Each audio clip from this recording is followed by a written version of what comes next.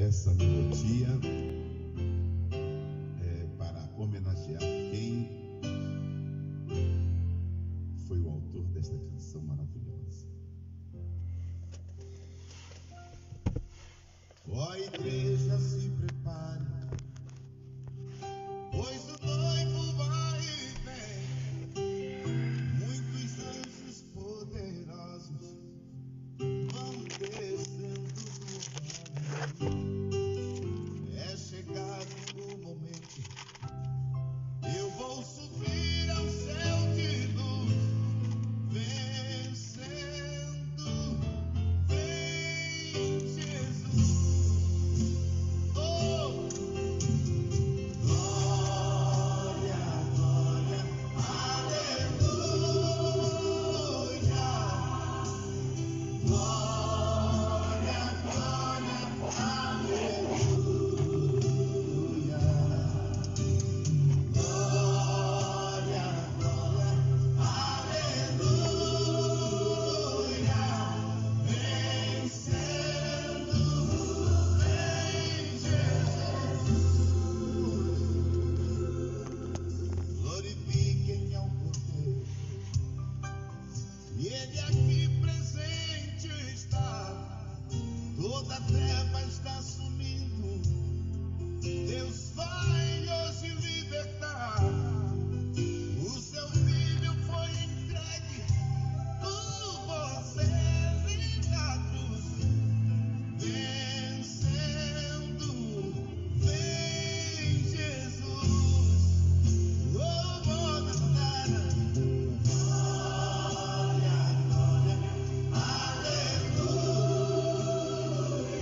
oh, glória,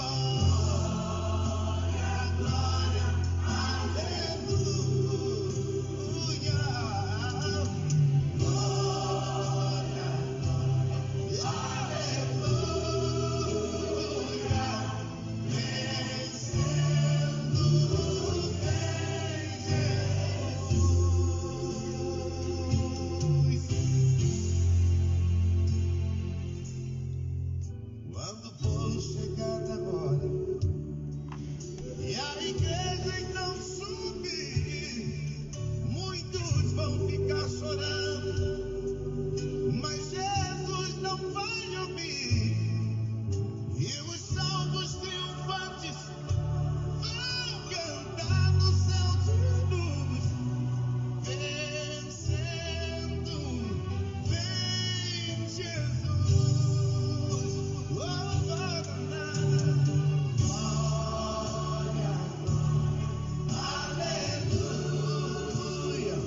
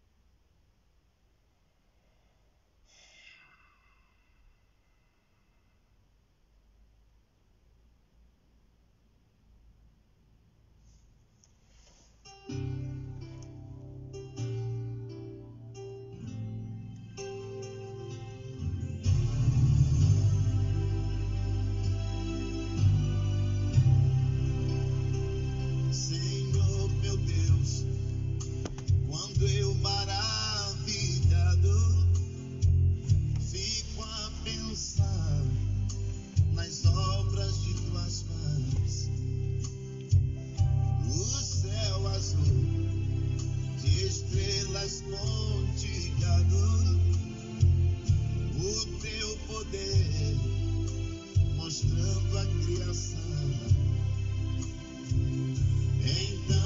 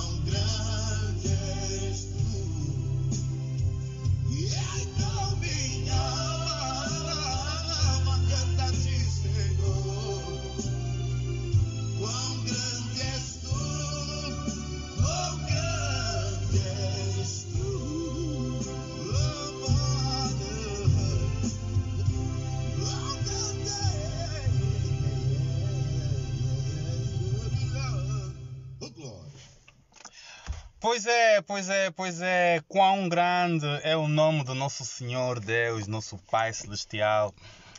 E eu estou aqui, estava a observar o céu, né, as nuvens, e a palavra de Deus diz que os céus manifestam a justiça de Deus. Ou seja, sempre que nós olhamos para o céu, estiver azul, nós temos que nos lembrar que Deus é um Deus justo. Ele não é imparcial, Ele não é injusto. Deus é um Deus justo.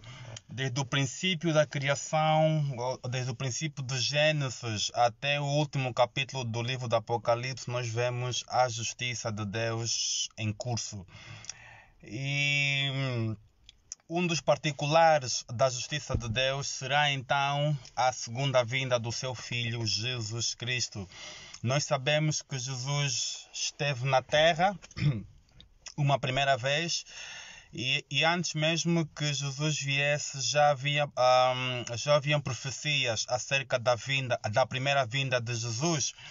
No livro de Isaías, se eu não estiver em erro, lá no livro de Isaías,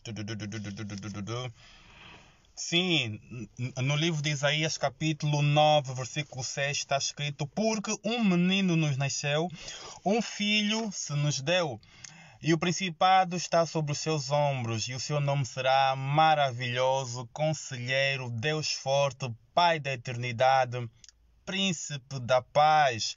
Do incremento deste principado e da paz não haverá fim, sobre o trono de Davi e no seu reino, para o firmar e o fortificar em juízo e em justiça, desde agora para sempre. O zelo do Senhor dos Exércitos fará isso. Glória a Deus. Jesus já foi profetizado desde muito tempo.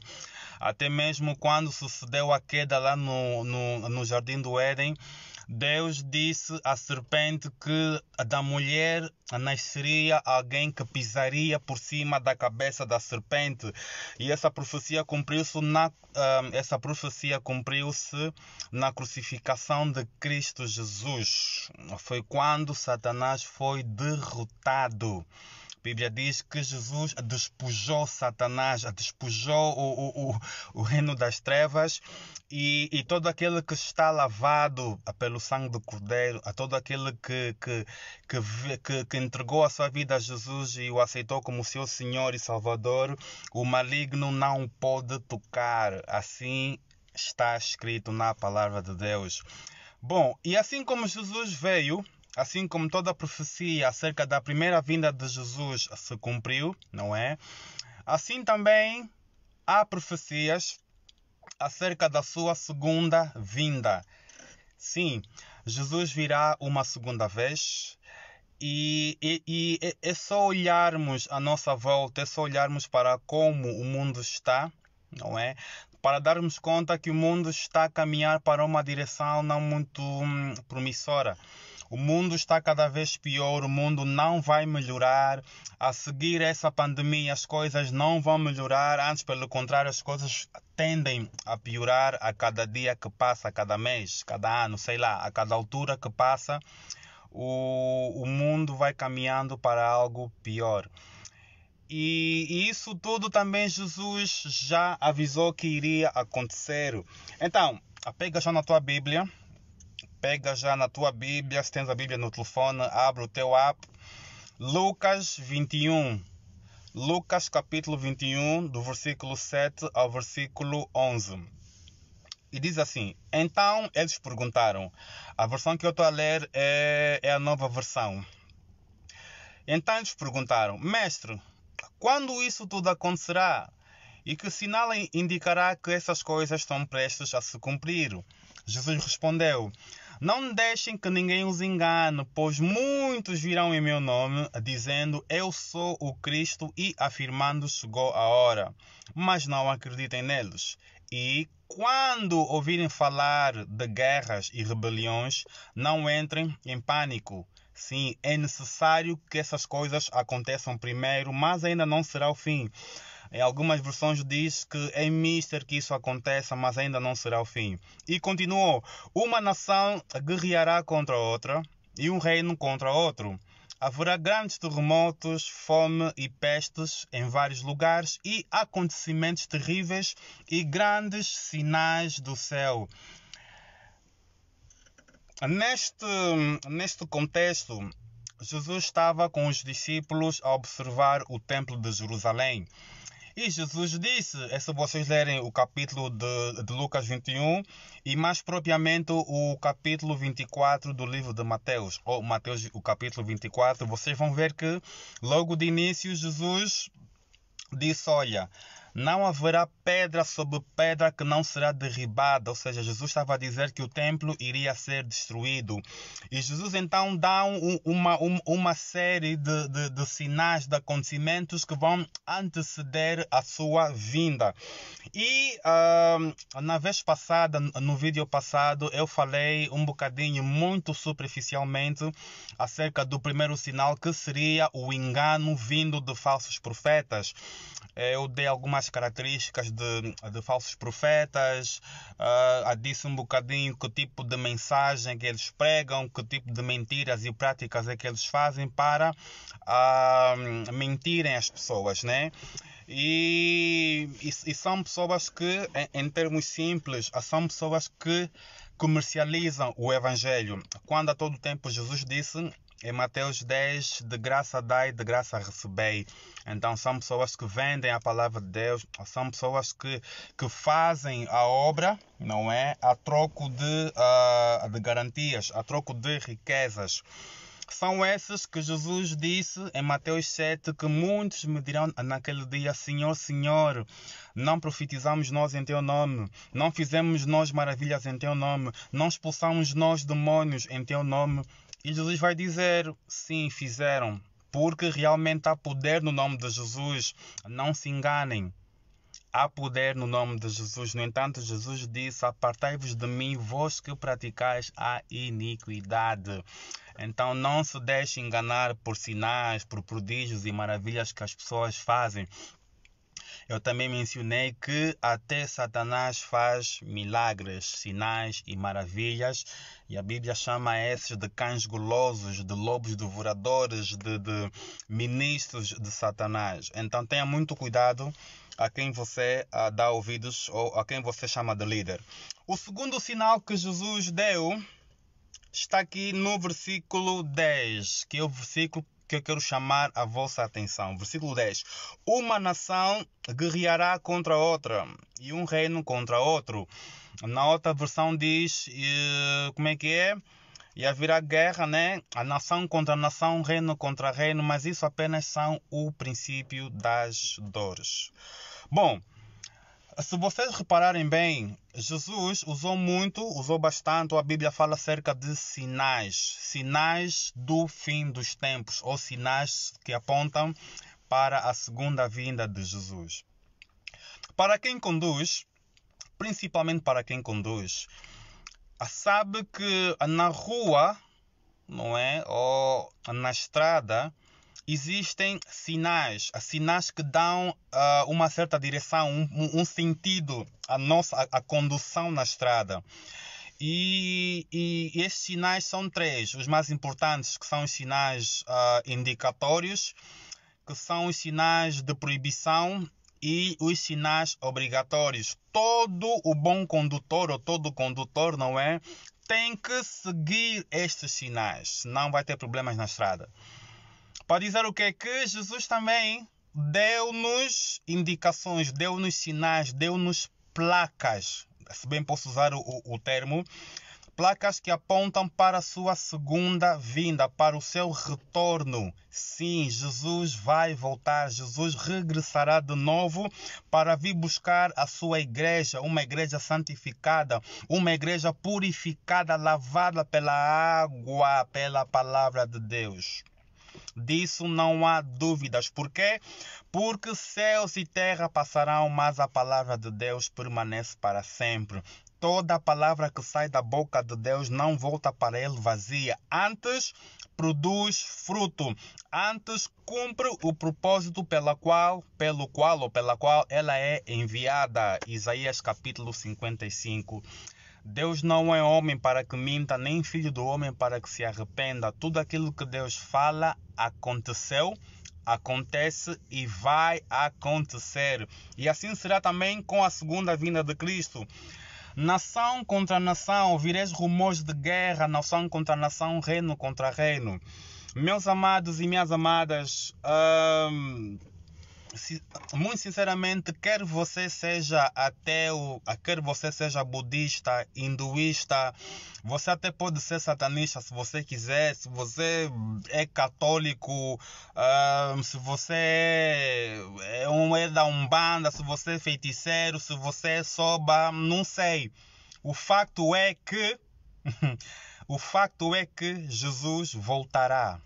Quer você acredite, quer você não interessa. O que interessa é que Jesus vai voltar. Assim como ele veio em profecia, assim também ele virá de novo. E claro, a profecia está diante dos nossos olhos. É só olharmos para o que se passa à nossa volta. E o Apocalipse, ou seja, o fim dos tempos, meus amados, não é uma coisa que vai acontecer no futuro. É uma coisa que já está a acontecer. Repito, o fim dos tempos não vai acontecer amanhã, já está a acontecer na era de hoje. As guerras de nações contra nações não é algo que ainda vai acontecer, é algo que já começou a acontecer há muito tempo atrás. Muito antes de eu nascer, se calhar muito antes de você nascer, já começaram a haver guerras entre nações, entre reinos contra reino e nação contra nação. A minha intenção hoje não é muito, ou não é de todo, dar uma aula de história. No entanto, eu vou ter que usar a história hoje para confirmar as palavras de Jesus. Para confirmar, não, peraí. A história não precisa de confirmar a palavra de Deus. A palavra de Deus, a história apenas é, digamos, é o cumprimento da Bíblia, é o cumprimento daquilo que Deus diz. Então, a segunda história, aliás, 70 anos depois, ou 70 anos após a ascensão de Jesus ao céu, já houve uma guerra em Jerusalém. Por quê? Porque naquela altura o povo judeu estava a ser subjugado pelos romanos. E os romanos estavam a impor impostos pesados, não é? Impostos pesados aos judeus. E os judeus não estavam a gostar disso. Aliás, em Atos 1, um dos discípulos perguntou, né, a seguir a ressurreição de Cristo, ele andou na terra por 40 dias ainda e ele ainda deu indicações aos seus discípulos. E no capítulo de Atos, capítulo 1 do livro de Atos, eles perguntaram: Senhor, é dessa vez que tu vais restaurar o reino de volta a Israel? Jesus disse: isso, em termos simples, isso agora não vem ao caso, mas recebereis virtude do Espírito Santo e ser-me-eis testemunhas pela Judeia, a Samaria, até os confins da terra. Ou seja, o conflito entre os judeus e Roma já é antigo. E no ano 70, ou aproximadamente 70 anos após a ascensão de Cristo ao céu, o que é que acontece? Há uma rebelião dos judeus contra os romanos. E os romanos, ao comando do imperador Tito que sucedeu ao imperador Nero, o que é que Tito faz? Tito sitia Jerusalém e pura e simplesmente deita a cidade abaixo, incluindo o templo que os discípulos admiravam-se tanto. E por que é que se deu essa rebelião? Claro, em primeiro lugar, é por motivos religiosos, ou a tensão religiosa entre judeus e romanos. Por quê? Porque os judeus tinham a Torá, né, como base da sua crença, mas os romanos eram um povo pagão até hoje. E os romanos eram um povo pagão. Eles adoravam outros deuses pagãos, deuses vãos, como por exemplo Júpiter, adoravam Marte e sei lá mais o quê. Então isso tudo também jogou um papel importante na rebelião dos judeus contra Roma, mas Tito acabou por derrotar os judeus destruindo a cidade de Jerusalém por completo. A cidade ficou mesmo, nesse caso, em escombros.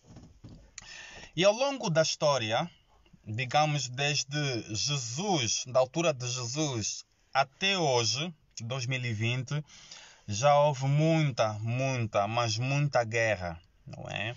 E eu vou apenas mencionar aqui algumas não, 3 ou 4 no máximo. Acabei de mencionar a guerra que é chamada de judaico-romana.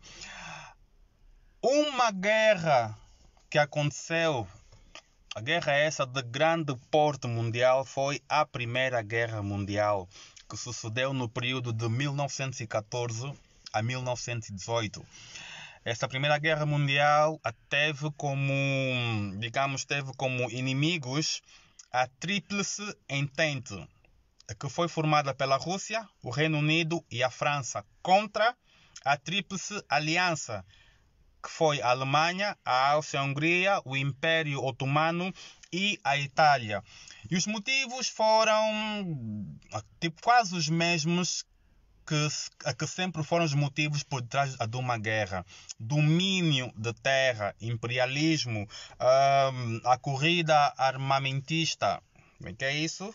Isso, ou seja, a corrida de armas, né? O motivo é sempre que o outro tem armas biológicas, que o outro tem isso, aquela terra é minha. Então, o motivo por detrás de uma guerra é sempre a ambição do homem, egoísmo. É isso que aconteceu. Bom, a Primeira Guerra Mundial, volto a repetir, que aconteceu no período de 1914 a 1918, não é? Uma guerra entre a Rússia, o Reino Unido e a França contra a Alemanha, a Áustria-Hungria, o Império Otomano e a Itália. A estimativa que a história nos dá é que durante esta guerra causou cerca de 10 milhões de mortos. 10 milhões de mortos. Sem contar com as mortes causadas pelo vírus suíno ou pela gripe, a gripe suína ou pela gripe espanhola, que teve o seu início mais ou menos no fim do século XIX e arrastou-se até o princípio do século XX. E por alguma razão, durante a Primeira Guerra Mundial, esta gripe também causou muitas mortes. Então nós já vemos que essa profecia de Jesus de nação contra nação, de reino contra reino, não vai acontecer. Já começou a acontecer há muito tempo. E temos também a grandíssima, famosa, a robusta Guerra Mundial II, ou a Segunda Guerra Mundial, que teve o seu início em 1939 até 1945, entre o Reino Unido, França, União Soviética e os Estados Unidos contra a Alemanha, Itália e Japão. Ou seja, o Reino Unido, os Estados Unidos, a União Soviética e a França eram os aliados. A Alemanha, a Itália e o Japão eram a tríplice eixo. E esta Segunda Guerra Mundial é muito famosa porque há alguns aspectos que nos chamam a atenção em relação a esta guerra. E um desses aspectos são 4, aqui eu vou mencionar os mais famosos que aconteceram acontecimentos, né, que aconteceram durante a Segunda Guerra Mundial. O primeiro foi o Holocausto. Para quem conhece mais ou menos a história, sabe que durante o Holocausto, né, morreram volta de 6 milhões de judeus, fora ciganos, fora os deficientes físicos, e até há quem diga ou há quem afirme que também morreram um certo número de testemunhas de Jeová. Não sei se na altura já existiam ou não, eu não sei. Mas prontos, o povo nazista, ou o povo nazi, debaixo da direção do Hitler, perseguiu 6 milhões de judeus. Ciganos também. E claro, e também todo aquele que se opôs ao regime de Adolf Hitler foi morto. Até hoje isso acontece em certos países da África. Houve também o massacre de Babi Yar. Babi Yar que aconteceu num período de 36 horas, ou seja, num período de 36 horas, ou seja, de 29 de setembro até 30 de setembro de 1941, os nazistas realizaram o fuzilamento de mais de 33 mil judeus na cidade de Kiev, que é a capital a cidade do país ucraniano, Ucrânia. Pois. Temos então depois a retaliação dos americanos. Os americanos queriam que o Japão se rendesse, mas o Japão se recusou a se render. O que é que aconteceu? Em 6 de agosto de 1945, os americanos pura e simplesmente deixam cair uma bomba atômica sobre a cidade de Hiroshima, né? E a história diz que essa bomba causou para aí mais ou menos 80 mil vítimas. Estes números não podem ser precisos porque quando essa bomba explodiu, há pessoas que pura e simplesmente evaporaram com a radiação da bomba. E notem que a bomba não tocou o solo de Hiroshima. A bomba explodiu a 580 metros acima do chão. Ou seja, a bomba não precisou tocar no chão para explodir. A bomba explode no ar e a bomba causa o formato de um certo sol, né? E as ondas de calor emitidas por essa bomba, então, se alastraram pela cidade de Hiroshima e causou, então, morte de cerca de 80 mil pessoas. Não contentes com isso, no dia 9 de setembro do mesmo ano, 1945, os americanos deixam cair outra bomba numa outra cidade japonesa chamada Nagasaki. E estima-se que esta bomba, a segunda bomba atômica que os americanos deixaram cair na cidade de Nagasaki, foram de 40 mil pessoas. De novo, a estimativa não pode ser precisa porque, né, devido a pessoas que simplesmente os seus corpos vaporizaram por causa do poder das radiações atômicas que essas bombas emitiram. E, claro, essas guerras que eu disse agora, a história aponta para mais guerras. Temos a guerra do Iraque, por exemplo, a guerra na Síria, a guerra na Líbia. E a intenção por detrás da guerra do Iraque é que os americanos disseram que Saddam Hussein na altura tinha bombas atômicas ou bombas biológicas, armas biológicas, é isso, e queriam que ele se desfizesse das armas biológicas. Daí que invadiram o Iraque, deportaram Saddam Hussein, ele nem sequer foi julgado, até onde eu sei. E prontos, lá mataram o homem. Aconteceu mesmo com Gaddafi na Líbia. Disseram que ele era um ditador e inventaram sei lá mais o que. Invadiram o país e ele foi morto. E ainda temos também em 1992 o massacre de Outubro em Angola. Sim, não podia deixar a Angola de parte, né?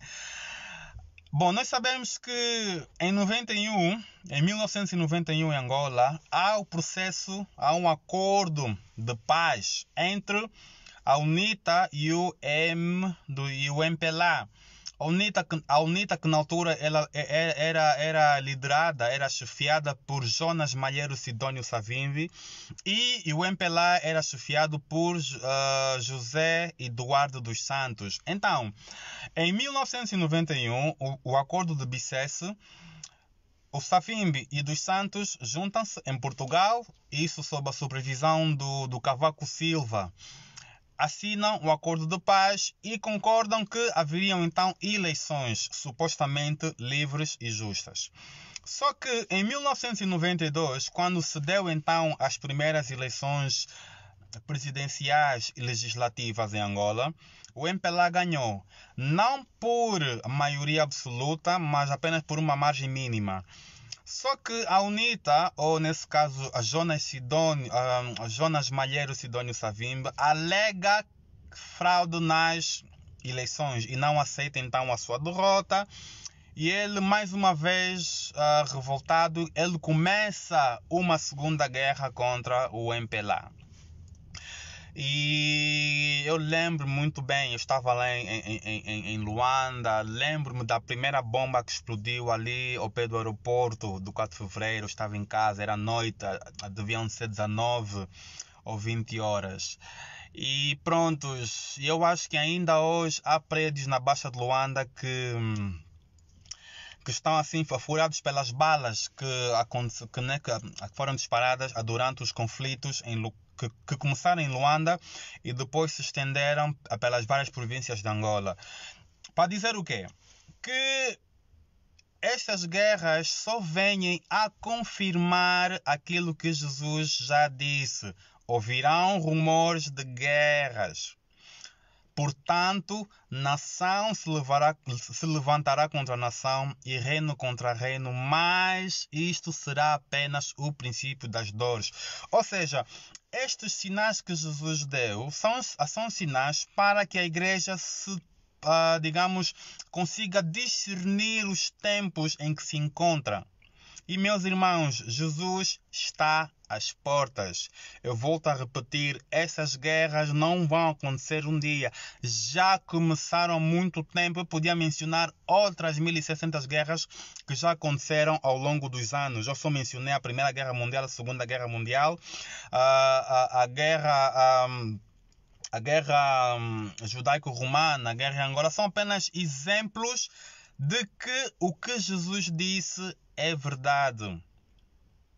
Jesus, ele está às portas. Jesus está às portas. Os tempos estão a ficar cada vez mais difíceis para a igreja. O caminho está cada vez mais estreito. O caminho está cada vez mais apertado, está cada vez mais íngreme. E a igreja tem que saber ler os tempos.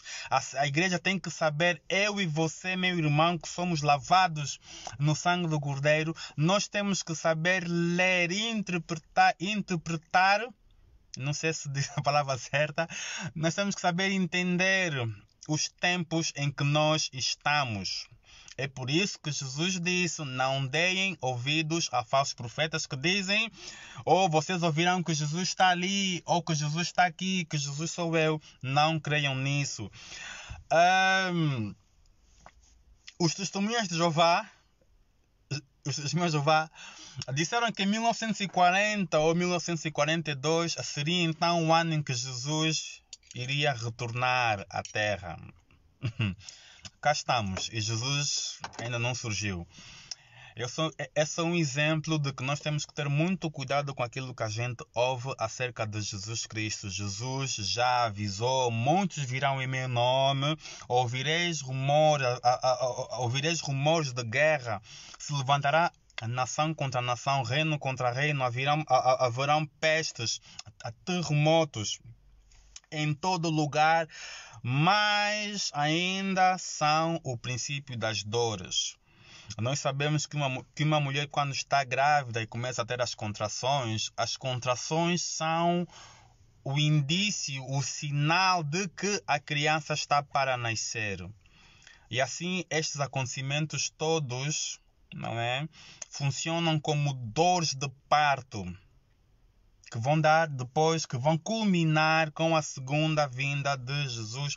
E quando Jesus voltar, ele vai pôr um término nesta era, no sistema criado pelo homem, nesta Babilônia criada pelo homem. Sim, o homem, quando vive de costas viradas para Deus, a história mostra-nos que o homem tem tido uma caminhada totalmente contrária à vontade de Deus.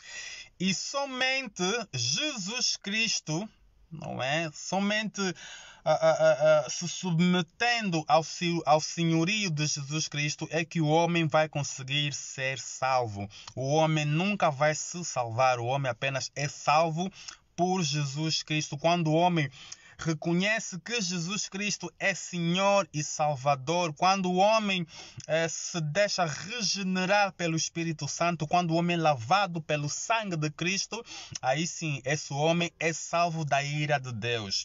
Vamos nos lembrar que Êxodo 12, quando Deus manda matar o cordeiro e espargir o seu sangue sobre as portas para que o anjo da morte passasse por cima, é isso que significa Páscoa, passar por cima. Hoje, Jesus Cristo sendo o Cordeiro de Deus, estando nós barrados, purificados pelo seu sangue, então a ira de Deus passa por cima de nós.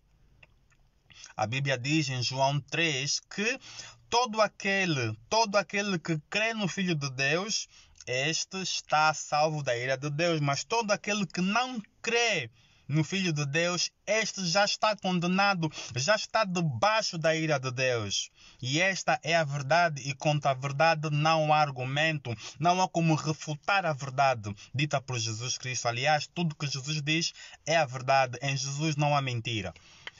E então, meus amados, Jesus virá. É tempo de eu e você e eu estarmos atentos. É hora de nós, Igreja de Cristo, arrumarmos a nossa vida. Arrumarmos, endireitarmos a nossa casa.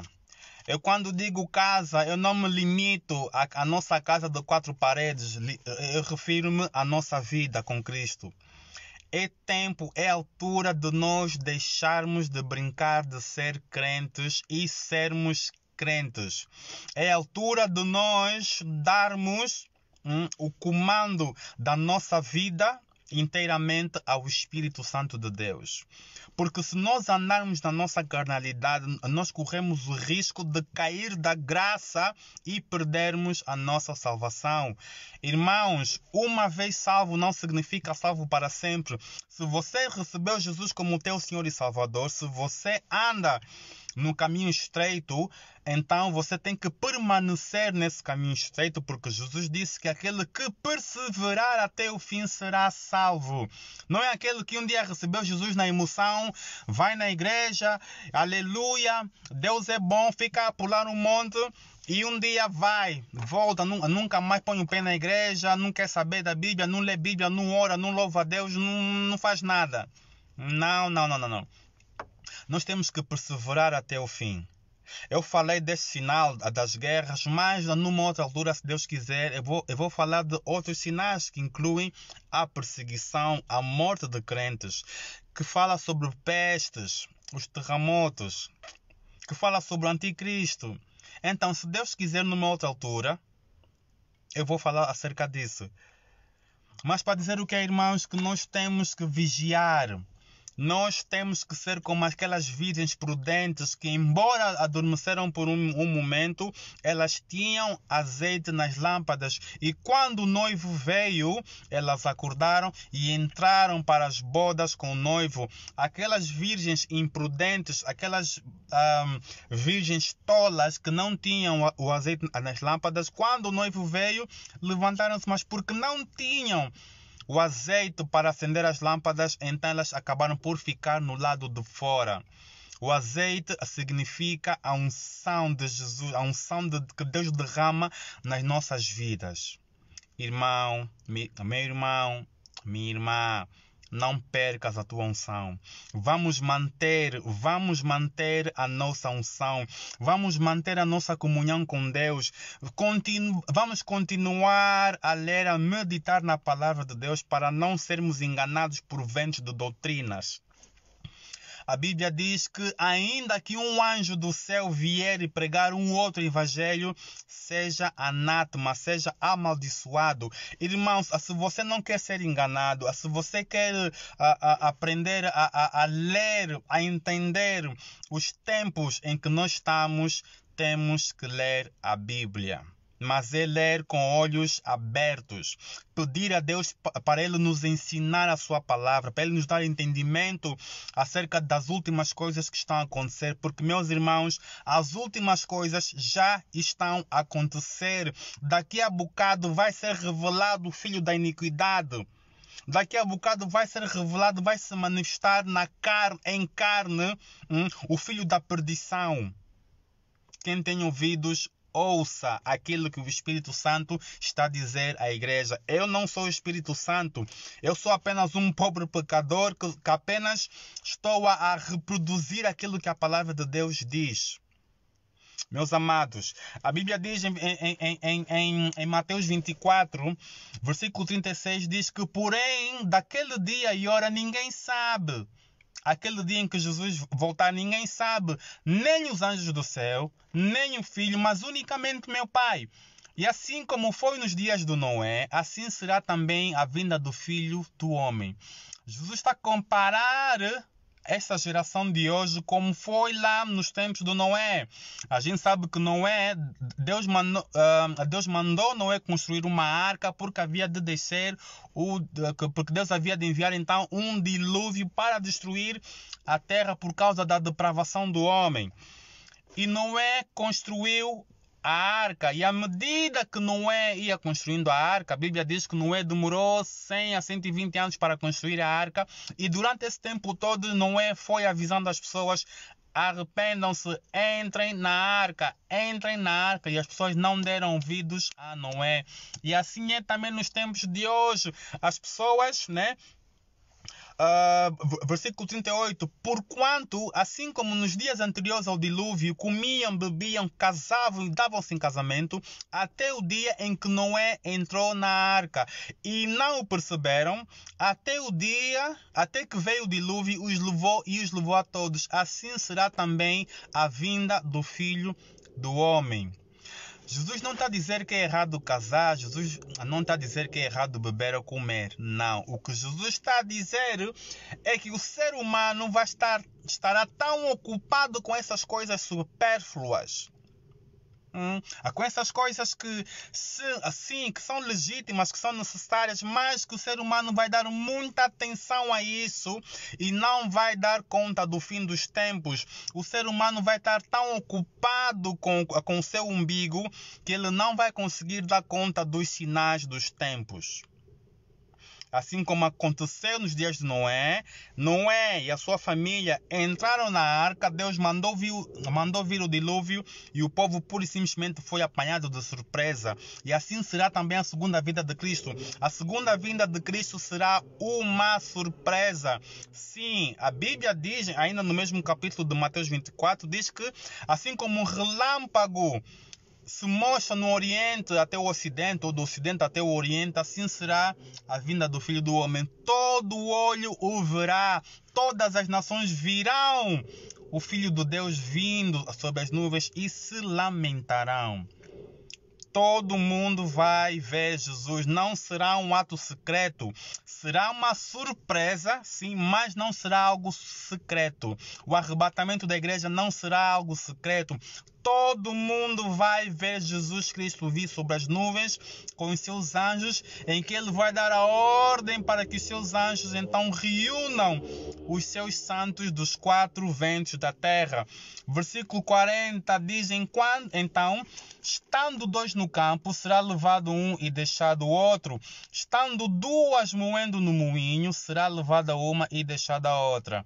Vigiai, pois, porque não sabeis a que hora há de vir o vosso Senhor. Versículo 44, por isso estai vós apercebidos também, porque o Filho do Homem há de vir a hora em que não penseis. Meus amados, não vamos nos deixar enganar. Não vamos nos deixar enganar. Jesus virá. A nossa vida tem que estar em dia com Cristo. Nós temos que cada vez mais nos submeter à direção do Espírito Santo.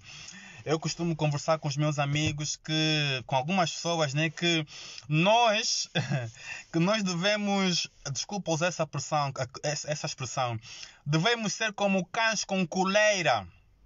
Um cão numa coleira, preso a uma corrente, ele está limitado. Os seus movimentos estão limitados. Assim deve ser também a nossa vida. A nossa vida deve ser limitada pelo Espírito Santo. Os nossos impulsos devem ser dominados pelo Espírito Santo. Meus amados, vamos perseverar. Meus amados, este mundo vai passar.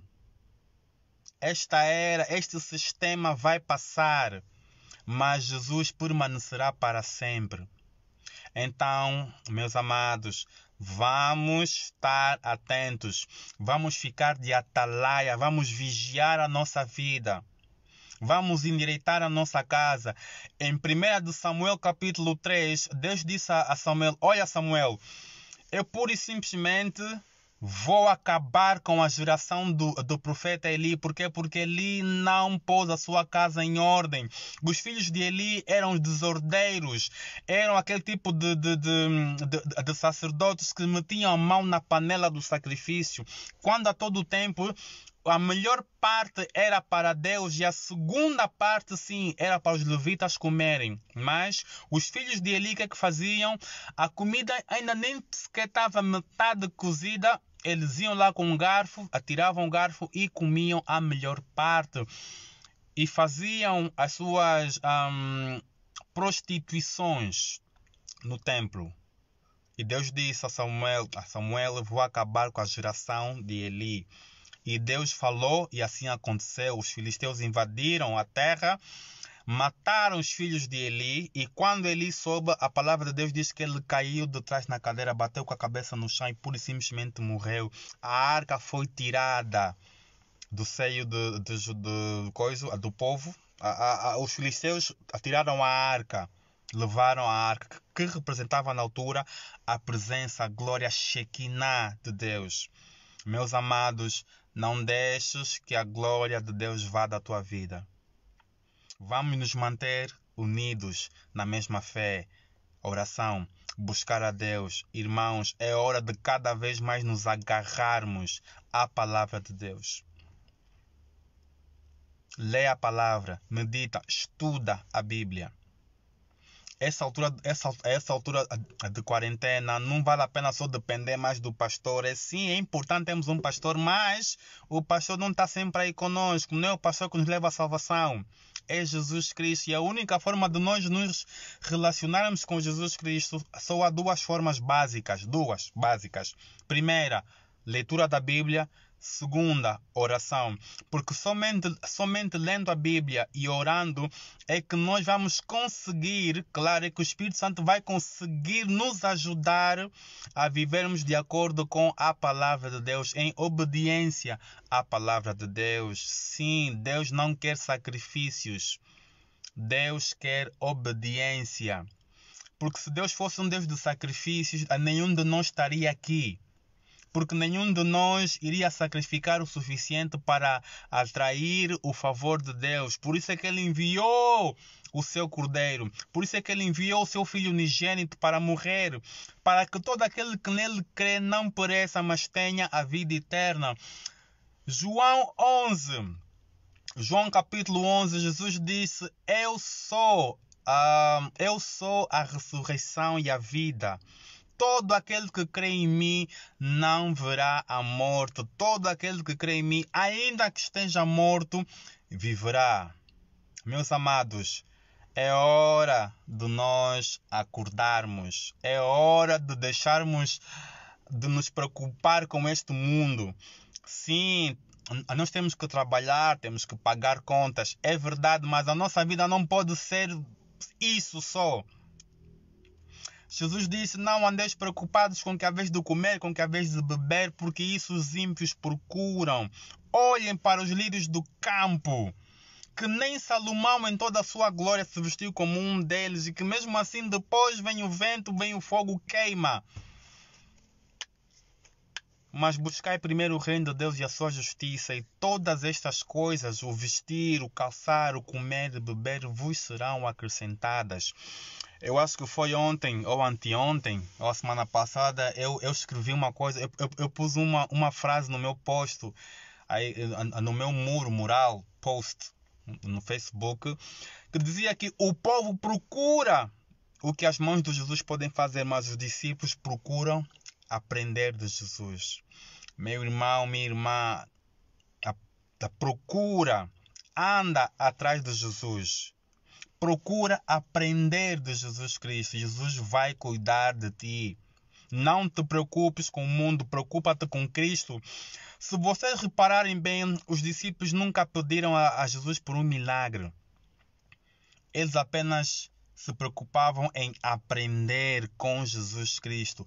Mestre, diz-nos quando será o fim dessas coisas. Mestre, quando será a tua vinda? Que sinais haverão de acontecer acerca da tua vinda? Mestre, ensina-nos a orar. Os discípulos não pediam milagres a Deus. Os discípulos pediam ensinamento. Eles eram ensinados por Jesus Cristo. E, aliás, os maiores segredos que Jesus revelou ao homem foi aos seus discípulos. Quer dizer que se nós, cada vez que nós ficarmos na intimidade com Deus, mais segredos Deus vai nos revelar. Por quê? Porque Ele só revela segredos a quem é íntimo dele. Amém? Meus irmãos, vamos guardar a nossa unção. Vamos tomar conta da nossa salvação.